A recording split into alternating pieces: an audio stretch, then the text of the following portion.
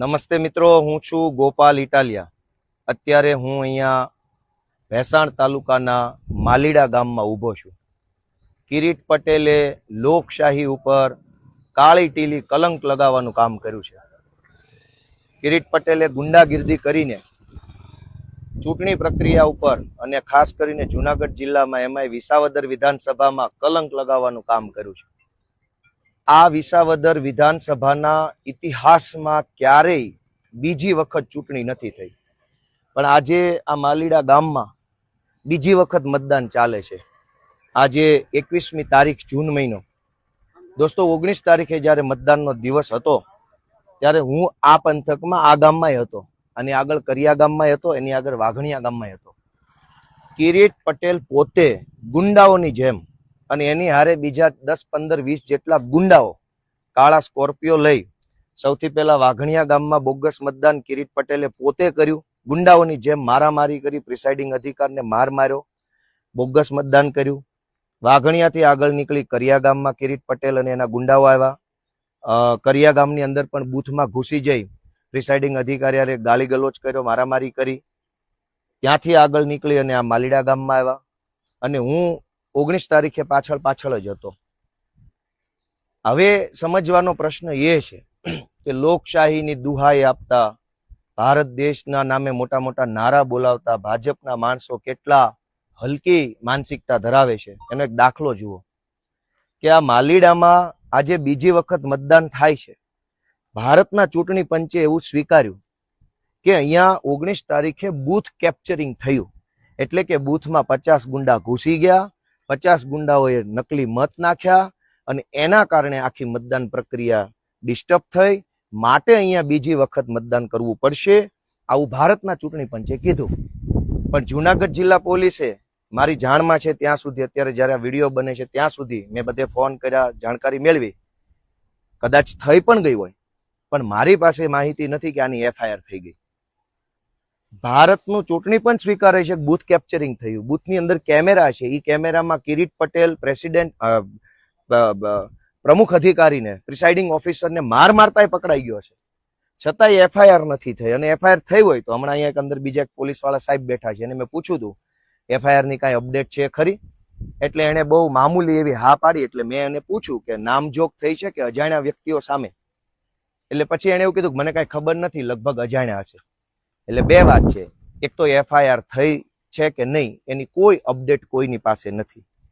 થઈ પણ ગઈ હોય તો 100% મને ગળાઉધી વિશ્વાસ છે કે જે આ ગુંડાઓનું ટોળુંનું નેતૃત્વ કરતો હતો કિરીટ પટેલ, એનું નામ નહીં હોય FIR માં. બીજી વખત મતદાન થાય છે, પણ આ 48 કલાક થઈ હોવા છતાં FIR હજુ નથી નોંધાય કે બૂથ કેપ્ચરિંગ કોણે કર્યું. વાઘણિયા ગામમાં અને માલીડા ગામમાં કિરીટ પટેલે પોતે પ્રિસાઇડિંગ અધિકારીને માર માર્યો છે, મહિલાવારે ઝપાઝપી કરી છે, એ વાત CCTV કેમેરામાં આવી ગઈ છે, અને છતાંય FIR થઈ નથી. અને કદાચ થઈ હોય તો એમાં કિરીટનું નામ નહીં હોય એનો વિશ્વાસ છે. જો આટલી હદે ચૂંટણી તંત્ર ફૂટેલું હોય તો ભાજપના એક પણ કાર્યકર્તાએ ભારત માતાની જય બોલાવવાનો અધિકાર નથી. ભારત માતાની જય બોલાવીને ભારતની ચૂંટણી પ્રક્રિયામાં મારામારી કરતા ગુંડાઓને ભારત માતાનું નામ લેવાનો હક નથી. મિત્રો, ભારત માતાની જય બોલાવી અને ચૂંટણીઓમાં ગુંડા મોકલી ભાજપનો ઉમેદવાર કિરીટ પટેલ પોતે પ્રિસાઇડિંગ અધિકારી હારે મારામારી કરે છે, પોતે માર માર્યો છે. અને ભાજપના માણસોએ માર ન માર્યો હોત તો અત્યાર સુધીમાં FIR ને ધરપકડ ને સરઘસ ને બધું થઈ ગયું હોત. જો ભાજપ સિવાયની પાર્ટી કે અપક્ષનો કોઈ વ્યક્તિ હોત મારામારી તો આ બધા સિંઘમ ઉભા લુગડા કાઢી નાખે. પણ હવે કિરીટ પટેલે પોતે માલીડામાં આવી અને પ્રિસાઇડિંગ અધિકારને માર માર્યો છે. બૂથની અંદર રહેલા CCTV કેમેરામાં આ ઘટના આવી ગઈ છે, છતાંય તે જુનાગઢ જિલ્લાના સિંઘમમાં ગાંડુભાઈ કેમ હાલે છે? ભાજપ વાળાની ગાડી છે, બોલો. 2 નંબરના ધંધા કરવા તો આખી ટોળકી નવરી છે. આ માલીડા ગામમાં કોકને આધાર કાર્ડ કઢાવવું છે, એકે ભાજપ વાળો નહીં મળે. તો મારો વિષય એટલો હતો કે ભારતના ચૂંટણી પંચે સ્વીકાર્યું કે બૂથ કેપ્ચરિંગ થયું છે, પણ જુનાગઢ જિલ્લા પોલીસને બૂથ કેપ્ચરિંગ કરનાર ગુંડાઓ અને ગુંડાઓનો સરદાર કિરીટ પટેલ મળતો નથી. બૂથની અંદર કેમેરા હતા, કેમેરામાં આવી ગયું હશે કે કોણે આવીને કેટલી મારામારી કરી. એ વાતને આ જેટલા કલાક થયા તો પોલીસને એના હગડ મળતા નથી. કેટલી હદે તંત્ર એકતરફી કામ કરતું છે. તમે વિચારો દોસ્તો, વાઘણિયા આ માલીડા ગામ છે અને આ બધા સિંગમ સાહેબો ઊભા છે મોટા મોટા, પણ કાંઈ કામકાજ છે નહીં. બધું કિરીટ પટેલની ગુલામી સિવાય કંઈ છે નહીં. હું બોલું, ગોપાલ ઇટાલિયા બોલે તો બધાને કડવું લાગે છે. દેશી ભાષામાં વહમું લાગે છે. ગોપાલ ઇટાલિયા આમ બોલે છે, તેમ બોલે છે. અમે બૂથમાં જઈને કોઈ પ્રિસાઇડિંગ અધિકારીને લાફા નથી મારી લીધા. અમારા શબ્દો કડવા છે, અમારું કામ હલકું નથી. કિરીટ પટેલે આ માલીડા ગામની આ સ્કૂલમાં આવી પ્રિસાઇડિંગ અધિકારી મહિલાઓની હારે ઝપાઝપી કરી લીધી. સીસીટીવી કેમેરામાં છે. ચૂંટણી પંચ છે એ ધૂતરાષ્ટ્ર બની ગયો, એને કઈ દેખાતું જ નથી. આંખે અંધાપો આવી ગયો છે. બે તાળા આવી ગયા ચૂંટણી પંચને. બીજી વખત ચૂંટણી થાય છે પણ આરોપી નથી ખબર પડતી કોઈને. તો આટલી હદે ખુલ્લે આમ ગુંડાગીર્દી કિરીટ પટેલે કરી વિસાવદર વિધાનસભાની અંદર કલંક લગાવવાનું કામ કર્યું છે. આ વિસાવદર વિધાનસભામાં કેશુ બાપા જેવા, રત્ના બાપા જેવા, પોપટ બાપા જેવા, કુરજી બાપા જેવા સન્નિષ્ઠ આગેવાનો આ પંથકમાંથી પેદા થયા અને જનતાનું નેતૃત્વ કર્યું. આ તમામ આગેવાનોએ આ જનતાને બળ આપ્યું, હિંમત આપી, મદદ આપી.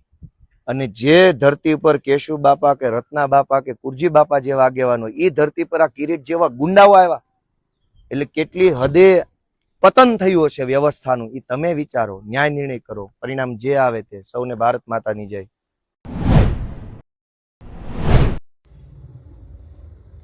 નમસ્કાર મિત્રો, હું ગોપાલ ઇટાલિયા. એક સાવ ટૂંકી, સાવ નાની પણ અતિ મહત્વની વાત તમને કહેવા માટે હું ફેસબુક લાઈવમાં આવ્યો છું. આજે તારીખ 21 જૂન બપોરના 4:41 મારા મોબાઈલમાં બતાવે છે. મિત્રો, આજે વિસાવદર વિધાનસભાના વાઘણિયા અને માલીડા આ બે ગામડાની અંદર રીપોલ એટલે કે ફેર મતદાન, બીજી વખતનું મતદાન છે. આ બીજી વખતનું મતદાન થવાનું કારણ એવું છે કે ભાજપના ઉમેદવાર કિરીટ પટેલ પોતે જાતે 20-25 જેટલા ગુંડાઓ લઈને બૂથમાં ઘૂસી જઈને વાઘણિયા ગામના પ્રિસાઇડિંગ અધિકારીને, બૂથની અંદર બેઠેલા અધિકારીને લાફા મારીને બોગસ મતદાન કર્યું. જે બાબતે પ્રિસાઇડિંગે પણ વાંધો ઉઠાવ્યો અને મેં પણ વાંધો ઉઠાવ્યો અને એના કારણે ફેર મતદાન થઈ રહ્યું છે. બીજી વખત ચૂંટણી આવી ગામમાં. હમણાં હું વાઘણિયા ગામમાં હતો. વાઘણિયા ગામની પ્રાથમિક શાળામાં જે મતદાન ચાલે છે ત્યાં હું ઉમેદવાર તરીકે જોવા માટે ગયો. મેં જોયું પ્રક્રિયા તો જે સરકારી રીતે ચાલતી હોય ભલે ચાલતી, પણ ત્યાં મને કોઈ મળ્યું વ્યક્તિ, અજાણ્યું વ્યક્તિ. એ પણ સરકારી ફરજના ભાગરૂપે જ ત્યાં હતા. એટલે સમજતા આમ દરેક વખતે હું ચૂંટણીમાં ફરતો હોઉં છું, પણ બહુ ચર્ચામાં પડું નહીં. આપણે આપણું જે કામ હોય એ કામમાં ફોકસ રાખીએ.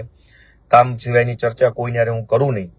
પણ આજે મેં અજાણ્યા માણસ સાથે ચર્ચા કરી કે આ ગામમાં સ્કૂલ શું છે, કેમ છે, બધું પૂછ્યું. એટલે એમણે કીધું કે આ ગામમાં 1 થી 7 ધોરણ સુધીની આ સ્કૂલ છે. તો મેં એમને પૂછ્યું કે અહીંયા ક્લાસરૂમ તો 2 જ દેખાય છે મને, અને બંને ક્લાસરૂમ એક જ બિલ્ડિંગમાં નહીં, અલગ અલગ બિલ્ડિંગમાં. એક જૂનું બિલ્ડિંગ, એમાં ગ્રાઉન્ડ ફ્લોર ઉપર એક ક્લાસરૂમ, એક નવું બિલ્ડિંગ, એમાં પણ ગ્રાઉન્ડ ફ્લોર ઉપર એક ક્લાસરૂમ, અને એ મેં 2 અલગ અલગ રૂમ જોયા. એટલે મેં પૂછ્યું કે 2 ક્લાસરૂમની અંદર 1 થી 7 ધોરણની સ્કૂલ છે? તો એમણે મને કીધું કે ના, 2 નથી, 3 ક્લાસરૂમ છે. તો ત્રીજો ક્યાં છે? એટલે એણે કીધું ઉપર. એટલે એક બિલ્ડિંગ ને 2 માળનું હતું, જેમાં ગ્રાઉન્ડ ફ્લોર ઉપર એક ક્લાસરૂમ, પહેલા માળ એક ક્લાસરૂમ, એક જૂનવાણી બિલ્ડિંગ, એમાં એક ક્લાસરૂમ. ટોટલ વાઘણિયા ગામની અંદર 3 ક્લાસરૂમની અંદર 1 થી 7 ધોરણની સ્કૂલ ચાલુ છે. તો મેં પૂછ્યું ત્યાં એ માણસ જે હતા એમને કે તો કેવી રીતે બધા છોકરાઓ બેસે?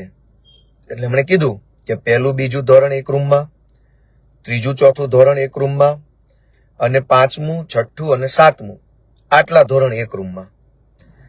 હવે દોસ્તો વિચાર કરો કે 30-35 વર્ષથી ગુજરાતમાં ભાજપની સરકાર છે. જિલ્લે જિલ્લે 5 સ્ટાર હોટલને પણ ટક્કર મારે એવા ભાજપના કમલમ કાર્યાલયો બન્યા છે. ભાજપના તમામ જે કાંઈ પણ નેતાઓ હતા એ બધા પાસે આલિશાન લક્ઝરિયસ લાઈફ જીવી શકે એટલા રૂપિયા છે. 35 વર્ષ સુધી પોતાનું સારું કર્યું. વાઘણિયા ગામમાં કિરીટ પટેલ પોતાના ગુંડા લઈને પ્રિસાઇડિંગ ઓફિસરને કિરીટ પટેલે પોતે લાફા માર્યા, બોગસ મતદાન કરીને ચૂંટણી જીતવી છે. પણ ચૂંટણી જીત્યા પછી ગામની સરકારી સ્કૂલના ક્લાસરૂમ બનતા નથી. તો તો શું મતલબ છે આ ચૂંટણી, આ લોકશાહી, આ બધી ભારત માતાની જય બોલવાનો અર્થ શું છે? ભાજપના જેટલા લોકો ભારત માતાની જય બોલીને પોતાની જાતને મહાન દેશપ્રેમી સમજે છે એને મારી વિનંતી છે કે જે વાઘણિયા ગામના બૂથને કેપ્ચર કરીને ભાજપના ઉમેદવાર કિરીટ પટેલે બોગસ મતદાન કરીને ચૂંટણી જીતવાની કોશિશ કરી, એ જ વાઘણિયા ગામમાં 1 થી 7 ની શાળાની અંદર 3 જ ક્લાસરૂમ છે અને 3 જ શિક્ષકો છે. આચાર્ય નથી. મેં પૂછ્યું તો કે નહીં, આચાર્ય નથી, અમારા 3 માંથી એક વ્યક્તિ આચાર્ય, 2 શિક્ષકો. 3 શિક્ષક, 3 ક્લાસરૂમ અને ધોરણ 1 થી 7 ભણવાનું. ગુજરાતની આ હાલત ભાજપની સરકારે કરી છે.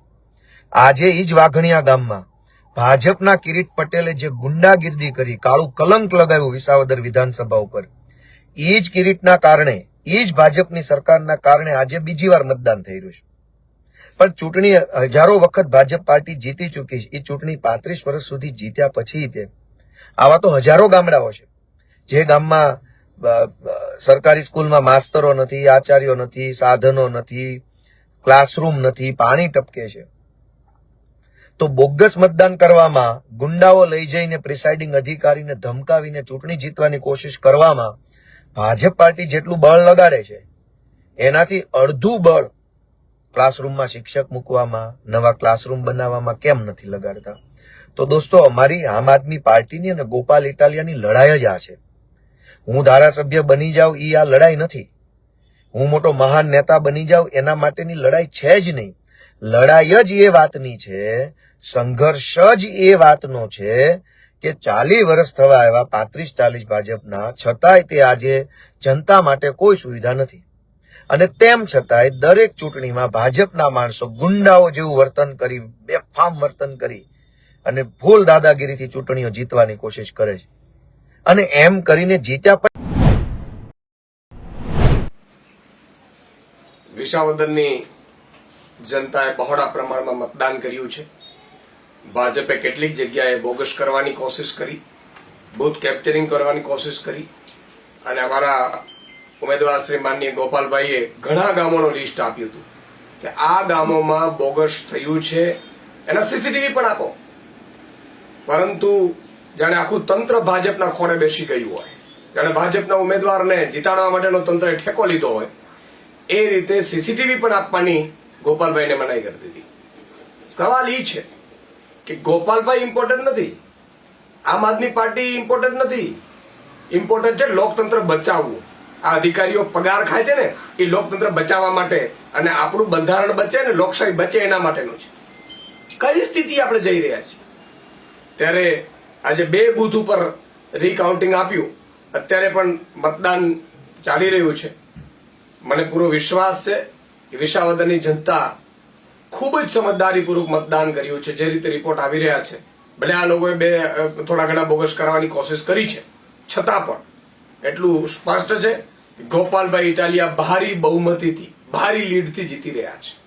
23 તારીખે માત્ર ગોપાલભાઈની, માત્ર આમ આદમી ગુજરાતનું નહીં, માત્ર મધ્યમ વર્ગની, આખા ગુજરાતના 54 લાખ ખેડૂતોને, 1 કરોડ ને 20 લાખ શ્રમિકો, મજૂરો અને માલધારીઓ જીતશે એવો મને પૂરો વિશ્વાસ છે. અને આગામી સમયમાં વિસાવદરથી પાયો નાખાશે અને લોકતંત્ર બચાવવા માટે આખા ગુજરાતમાં એ માહોલ જામશે એવું મને વિશ્વાસ છે.